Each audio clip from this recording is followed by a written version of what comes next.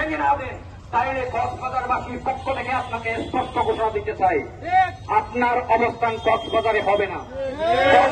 আমরা একটা আজকে সময়সীমা দিব, এর মধ্যে যদি কেটে সংস্কার না হয় তাহলে আমরা আরো বড় পরিসর আন্দোলন করবো। এইটুকু বলে আমি আমার কথা শেষ করছি। ধন্যবাদ সবাইকে। আসসালামু আলাইকুম। যত আইসিইউ সিসিইউ যতই কথা বলি না কেন, 250 হাজারের হসপিটালে যতই সেবার কথা বলি না কেন, আমরা সেবা পাবো না। যতদিন পর্যন্ত এই সিন্ডিকেটের বুকের মধ্যে আমরা টুটু করে ফেলতে পারবো না, ততদিন পর্যন্ত এই সিন্ডিকেটের কমিটি বানতে পারবো না। যতই আমরা সরকারের কথা বলি, যতই আমরা যত কিছু করি, এরা শুদ্ধ হবে না। সুতরাং আমাদের ঐক্যবদ্ধভাবে এই সিন্ডিকেটকে বানতে হবে। 500 হাজার যে মেডিকেল, সেই মেডিকেল চালু করার জন্য কাজ করতে হবে।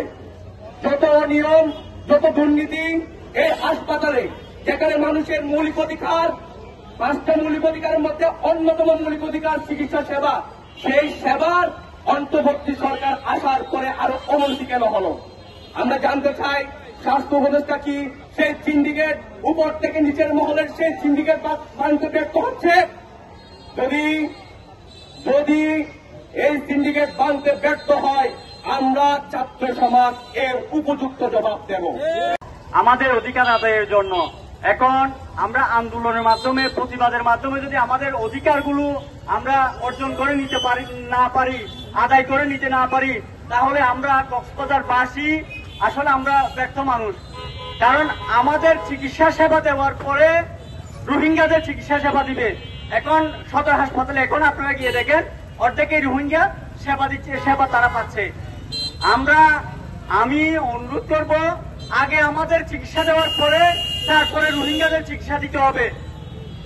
আমাদের সিসিইউ যে বন্ধ করা হয়েছে, এই একদিনের মধ্যে যে বাতিল করা হলো, যে আবার চালু করা হলো, আসলে এগুলো আমাদেরকে চোখে একটু আইনের মাধ্যমে ছাড়িয়ে দেওয়া হচ্ছে। আমরা চাই স্থায়ীভাবে কক্সবাজার মানুষের চিকিৎসা সেবা যেন আমরা যেরকম পাওয়ার কথা সেরকম পাই। আমরা আসলে বঞ্চিত হচ্ছি চিকিৎসা সেবা থেকে। আমরা একজন রুগী যদি হাসপাতালে যায়, আমরা হয়তো অনলাইনের মাধ্যমে দেখতে পারি একজন সিকিউরিটি গার্ড আমাদের টাকা দিয়ে আমাদেরকে বের করে দেয়। আসলে আমাদের দায়িত্ব থেকে যদি আমরা প্রতিবাদ না করি, তাহলে আমরা ধীরে ধীরে আমরা আসলে আমাদের অধিকারটুকু আমরা হারাবো। অপসারণ করবো ইনশাল্লাহ এখান থেকে। আমি আপনাদেরকে আরেকটা ঘটনা জানিয়ে দিতে চাই। গত কয়েকদিন আগে পাহাড়টুলির একজন প্রবাসীর সাথে হসপিটালে কর্মরত পুলিশ, উনি ওনাকে ধাক্কা দিয়ে বের করে দিয়েছে হসপিটাল থেকে। তার অপরাধ ছিল শুধু হসপিটালে যে ওনার একটা ছোট বাচ্চা আনছে, বাচ্চাটার মাথা ফাটছে। মাথা ফাটার সময় তার একটা ছোট সুই, একটা মেডিসিন, একটা ইনজেকশন তার থেকে বাইরে থেকে কিনে আনতে হচ্ছে। সে শুধু জিজ্ঞেস করেছিল এটা সদর হসপিটাল, এখানে গরিবদের জন্য, এখানে আমরা তো আমাদের জন্য বরাদ্দ আছে, যে এখানে আমার সুই থেকে শুরু করে একটা মেডিসিন প্যারাসিটামল পর্যন্ত কেন আমার থেকে বাহির থেকে কিনে আনতে হবে? শুধু এতটুকু জানতে চাওয়াতেই তাকে ধাক্কা দিয়ে হসপিটাল থেকে বের করে দিয়েছে। আপনারা অনেকে নিউজ করেছেন, এটা আমি কয়েকটা নিউজে আমি দেখেছি। এইরকম যেন হসপিটালে অসহায়ের সাথে, গরিবের সাথে যেন এই ধরনের আচরণ না হয়, আমরা তার কঠোর আন্দোলন ডাক দিয়ে ইনশাল্লাহ আপনাদেরকে অপসারণ করবো। আপনারা দ্রুত সঠিক হয়ে যান, হসপিটালকে দ্রুত সময়ে হসপিটালকে ঠিক আগের জায়গায় ফিরে আনুন। ধন্যবাদ। আসসালামু আলাইকুম। আমার পাশে মহাজের পরে যেহেতু আমি শেষ হিসেবে যেহেতু আমার আসা হয় কক্সবাজার সদর হসপিটালে, না আসলেও দেরি 5.5 বার আসা হয়। সেই আশাতে আমি যতটুকু দেখেছি চিকিৎসকদেরকে, যে চিকিৎসকরা চিকিৎসা না করে বসে থাকে, আড্ডা দেয়, মোবাইল নিয়ে আড্ডা দেয়। যে নার্স আছে যারা, তাদের সাথে কথা বলতে গেলে তারা কথা সুন্দর করে বলে না। তার সিন্ডিকেটটা হচ্ছে কক্সবাজার জেলা পুলিশ, এখানে যারা দায়িত্বশীল আছে, এই পুলিশগুলো হচ্ছে বড় সিন্ডিকেট। এই পুলিশগুলো হচ্ছে বড় সিন্ডিকেট বলতে কয়েকদিন আগে যে ঘটনা ঘটেছে, যে পুলিশ একটা প্রবাসী ভাইকে আঘাত করেছে।